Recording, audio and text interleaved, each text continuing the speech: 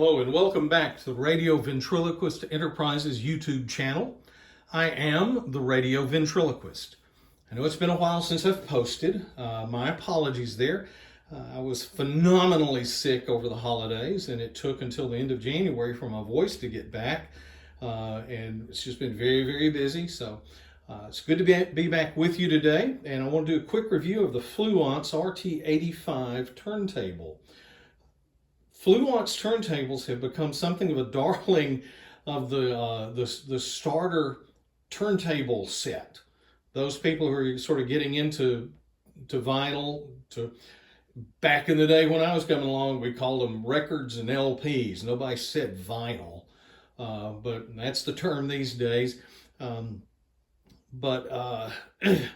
was needing to replace my existing turntable, an old Techniques baseline model. It was an SLBD20, and it was noisy. I mean, once you got it plugged in and set up, it was just noisy. You know, it had staticky kind of noise. It grounded okay, but still, when you had any kind of volume turned up on it, if there wasn't music coming through it, you'd hear the going on in the background, and that's just a noisy turntable. The Fluance, long story short, I struggled between the RT82 and the RT85. I was first going to go with the RT82, but as I began to study and learn more about what was going on with turntables, I quickly got swayed to just going ahead and coughing up the extra $200 and going with the RT85. This was the only piece of equipment in the initial replacement of stereo system that I got where I really broke the budget. I was really hoping to get away, you know, with a turntable for around in the $300 mark or less. And the RT82 came in right at $300, looked good, had good reviews. But the more I looked, the more I researched, the more I found out about platters and cartridges in particular more than anything else.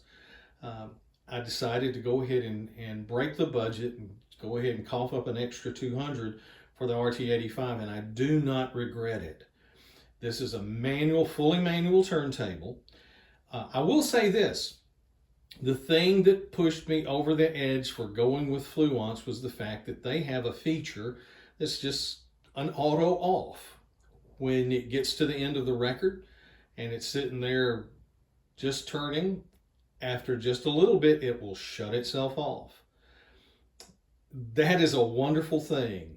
In the old days, you might have a semi-automatic turntable that you would have to manually move the tone arm over and lower it, but when it would get to the end, it would automatically raise and return the arm and shut off. This doesn't raise, return the arm or anything like that, but it does shut off, which is good. And I liked that. So that was sort of what pushed me over the edge for the RT series for Fluance. But it's a lovely turntable. I like it. I like that gloss finish. I got the gloss, what do they call it, mahogany, it's wood. It's not the piano black. And it was after I purchased that they came out with that bamboo one that really I like a great deal. And I may wind up having to get another turntable, and I will seriously look at Fluance again with that bamboo kind of turntable plinth. But this is great. The really wonderful surprise for me on it was the cartridge. I will say this, the Ortofon 2M Blue, just honestly, I had never heard a cartridge of that quality and that caliber before. Of course, I had never, run in circles, the circles of people who were, really high-end audiophiles that would have had something phenomenally better than that. But for everybody I ever knew and everything I ever had, the 2M Blue just blew everything away. I love that cartridge. Now, you might be looking at this right now and be going, but that doesn't look like a 2M Blue on that turntable right now. Well, it's not. Long story short, because I like the the 2 in blue with running with my other system, my main system in the other room, it's on that turntable. And that turntable got put in there because actually visually it looks better with that system. I know that's a shallow thing, but between that Pioneer PL520, that's another video that I have. You can give that a look-see. They are comparable turntables.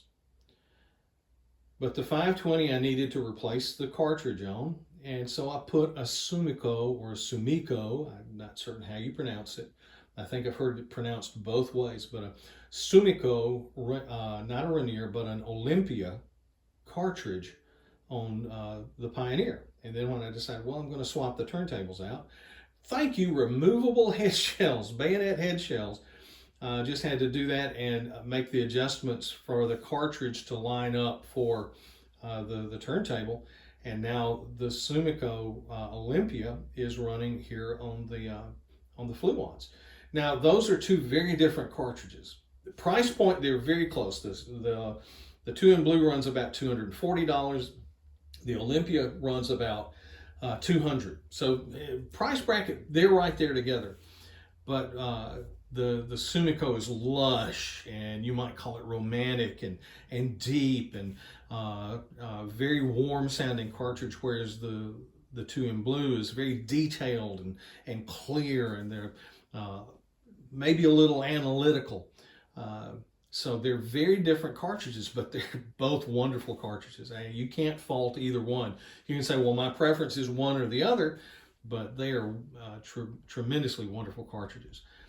So if you're in the market for a turntable, look at the Fluance line. Give them a hard look. I mean, really, they are producing. They're providing something at price points that the quality is honestly, it's above the price point that you're getting at.